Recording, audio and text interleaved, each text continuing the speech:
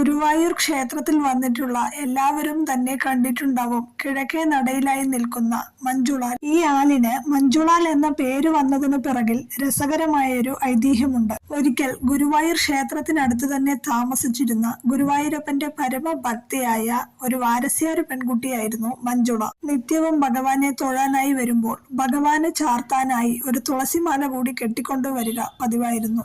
ഒരു ദിവസം എന്തോ കാരണത്താൽ ക്ഷേത്രത്തിലെത്താൻ ഒരല്പം വൈകി. നടയടച്ചു പോയതിനാൽ താൻ കൊണ്ടുവന്ന തുളസിമാല ഭഗവാന് ചാർത്താനായി നൽകാൻ സാധിക്കാത്തതിൽ അവൾക്ക് ഭയങ്കര വിഷമമായി. ഈ സമയത്താണ് പൂന്താനം നമ്പൂതിരി അതിലേ വന്നത്.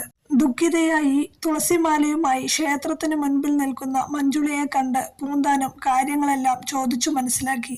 മഞ്ജുളയുടെ വിഷമം മനസ്സിലാക്കിയ പൂന്താനം നമ്പൂതിരി പറഞ്ഞു, വിഷമിക്കേണ്ട, ഭഗവാൻ ഇവിടെ മാത്രമല്ല എല്ലായിടത്തുമുണ്ട്.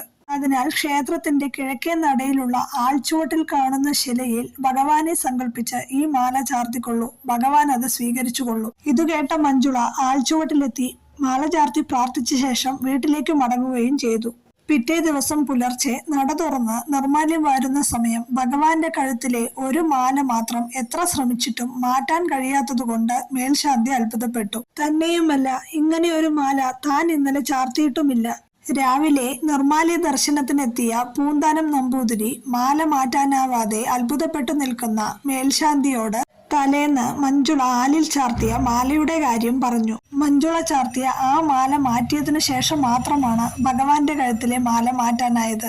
ഈ കാര്യങ്ങളെല്ലാം അറിഞ്ഞ് അവിടെ കൂടിയ ജനങ്ങളെല്ലാം മഞ്ജുളയുടെ ഭക്തിയെ പ്രശംസിക്കുകയും മഞ്ജുളയ്ക്ക് സന്തോഷമാവുകയും ചെയ്തു.